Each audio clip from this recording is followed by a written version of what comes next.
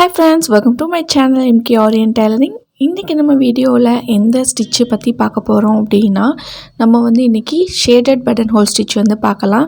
நம்ம இதுக்கு முன்னாடி ஸ்ட்ரைப்டு பட்டன் ஹோல் ஸ்டிச் வந்து எப்படி போடுறது அப்படின்னு நான் வீடியோ வந்து அப்லோட் பண்ணியிருந்தேன். ஸோ அந்த வீடியோவோட லிங்க் வந்து டிஸ்கிரிப்ஷனில் கொடுக்குறேன்.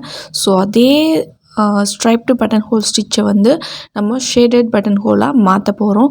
ஸோ அவ்வளோதான் வந்து டிஃப்ரென்ஸு. இப்போ பாருங்கள், நான் ஏற்கனவே ஸ்ட்ரைப்டு பட்டன் ஹோல் ஸ்டிச் வந்து போட்டு வச்சுருக்கேன் இல்லையா, இதுக்கு முன்னே வீடியோவில் போட்டிருந்தேன் இல்லையா.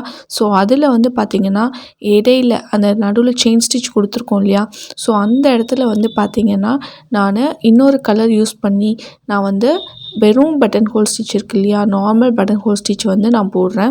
ஸோ இதுதான் வந்து பார்த்திங்கன்னா நமக்கு ஷேடட் பட்டன் ஹோல் ஸ்டிச். ஓகேவா. ஸோ இதில் வேறு எந்த பெரிய டிஃப்ரென்ஸுமே கிடையாது. ஜஸ்ட்டு வந்து நம்ம ஒரு ஷேட் அடித்த மாதிரி ஒரு லுக் வந்து கொடுக்குறோம். ஸோ அவ்வளோதான், வேறு ஒன்றுமே கிடையாது. ஸோ இந்த ஸ்டிச் வந்து பார்த்திங்கன்னா நீங்கள் ஸ்ட்ரைப்டு பட்டன் ஹோல் தெரிஞ்சால் தான் அடுத்த ஷேடட் பட்டன் ஹோலுக்கு நீங்கள் வந்து பண்ண முடியும். ஸோ அந்த வீடியோவை ஃபஸ்ட்டு நீங்கள் வந்து வாட்ச் பண்ணிவிட்டு அதுக்கப்புறமா நீங்கள் இந்த வீடியோ பார்த்தீங்க அப்படின்னா உங்களுக்கு ரொம்பவே நல்லா புரியும். ஸோ நான் இப்போ வந்து பார்த்திங்கன்னா சேம் அந்த ஸ்ட்ரைப்டு பட்டன் ஹோல் ஸ்டிச்சை வந்து நான் ஜரி த்ரெட்டில் வந்து போட்டுக்கிறேன். ஸோ நான் இன்னொருக்கையும் சொல்லிடுறேன். ஃபஸ்ட்டு லைன் 1ல் நம்ம வந்து ஒரு குட்டி செயின் ஸ்டிச் கொடுத்துட்டு லைன் 1ல் ஸ்டார்ட் பண்ணுறோம். லைன் 2ல் ஒரு பஞ்ச் பண்ணி லைன் 3ல் ஒரு பஞ்ச் பண்ணி அப்படியே ரிவர்ஸ் புல்லிங் பண்ணி லைன் 1க்கு வந்துடணும். ஸோ அகெயின் ஒரு லாக் போட்டுட்டு ஒரு குட்டி செயின் சைடில் போட்டு அகெயின் நம்ம வந்து இதை கண்டினியூஸாக வந்து பண்ண போகிறோம். ஸோ டபுள் பட்டன் ஹோல் ஸ்டிச்சுக்கு வந்து நம்ம லைன் 2க்கு கொண்டு வருவோம் நம்ம ரிவர்ஸ் புல்லிங் பண்ணி. இதில் வந்து பார்த்திங்கன்னா நம்ம ரிவர்ஸ் புல்லிங் பண்ணி கரெக்டாக லைன் 1க்கே கொண்டு வந்துட்டு அங்கே ஒரு குட்டி லாக் போடுறோம். ஸோ நடுவில் இருக்கிற இந்த ஒரு குட்டி செயின் தான் வந்து பார்த்திங்கன்னா ஒவ்வொரு ஸ்டிச்சுக்கும் இடையில இருக்கிற கேப்பை டிசைட் பண்ணுறது. ஸோ அந்த ஸ்டிச்சை வந்து பார்த்திங்கன்னா முடிஞ்ச அளவு கொஞ்சம் குட்டியாக போட ட்ரை பண்ணுங்கள். அப்போ தான் வந்து பார்த்திங்கன்னா உங்களுக்கு அந்த கேப் வந்து கொஞ்சம் கம்மியாக கிடைக்கும். ஸோ அந்த ஸ்டிச்சை நீங்கள் ஸ்கிப் பண்ணியும் கூட போடலாம். அப்படி போட்டிங்கன்னா உங்களுக்கு வந்து நல்லா நெருக்கமாக வந்து இருக்கும்.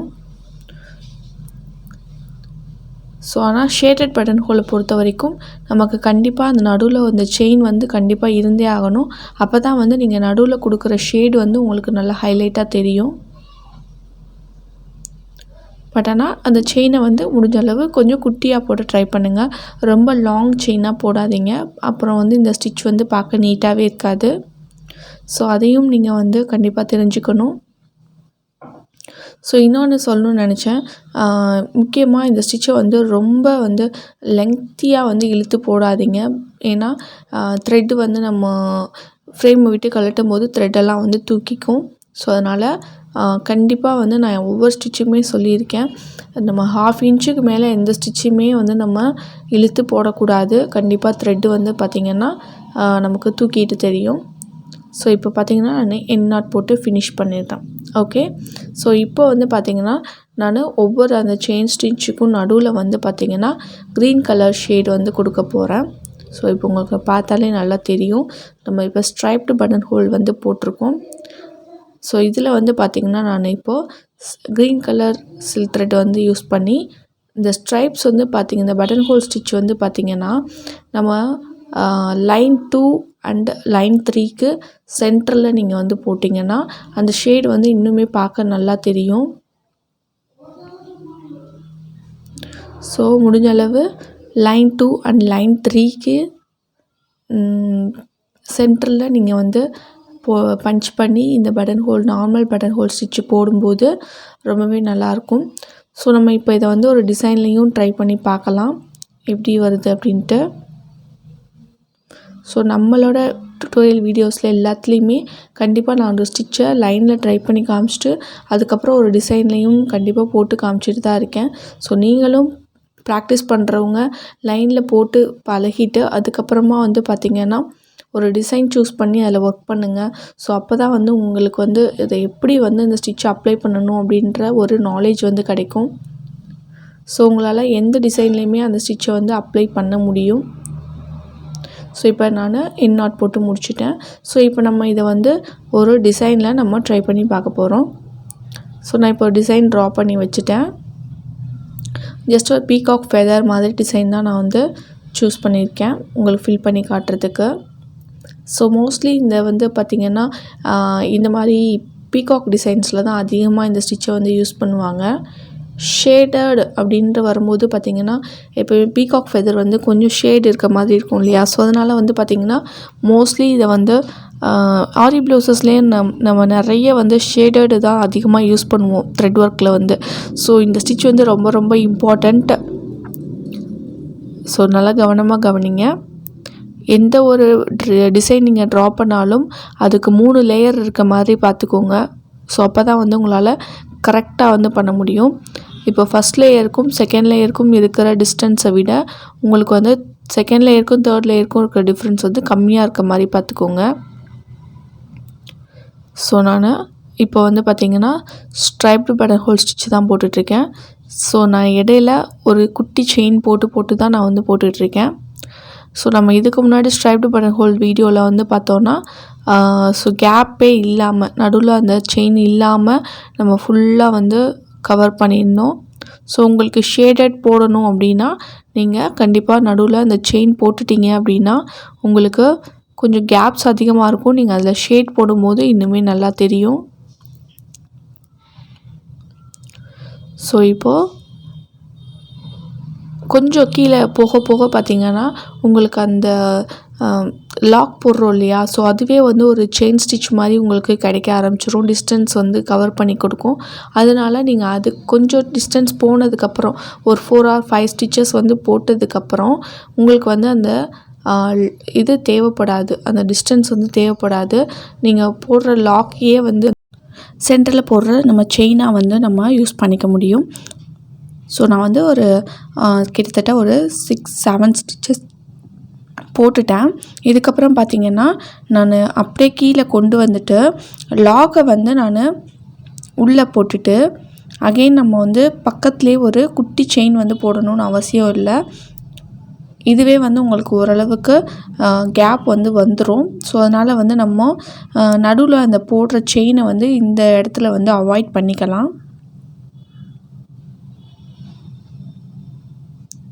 ஸோ இப்போ நான் சொல்கிறத விட உங்களுக்கு அதை பார்க்கும்போது இன்னும் பெட்டராகவே அண்டர்ஸ்டாண்ட் பண்ணிக்க முடியும்னு நினைக்கிறேன். ஸோ நான் அந்த லாக்கை வந்து நான் உள்ளே போடுறேன். ஓகேவா?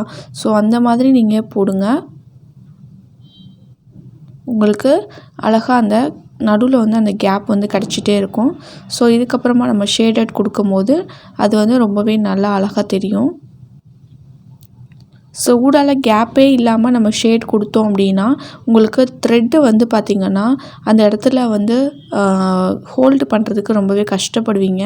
ஸோ அந்த மாதிரி ப்ராப்ளம்ஸ் வரக்கூடாது, நல்லா ஷேடட் தெரியணும் அப்படின்னா நீங்கள் வந்து நடுவில் கொஞ்சம் கேப் விட்டு அடுத்த ஸ்டிச் வந்து போடுறது ரொம்பவே அழகாக இருக்கும் நம்ம ஷேட் கொடுக்கும்போது பார்த்திங்கன்னா.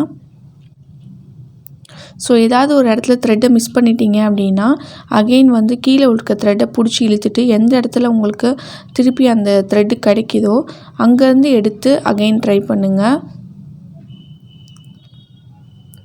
ஸோ ஏன்னா இதில் வந்து நம்ம ரிவர்ஸ் புல்லிங் தான் அதிகமாக பண்ணுறோம் இல்லையா? ஸோ அதனால் வந்து த்ரெட்டு மிஸ் ஆச்சுன்னா கீழே நீங்கள் விட்டுட்டு அதுக்கப்புறமா அகெயின் எடுத்து நீங்கள் ட்ரை பண்ணுங்கள்.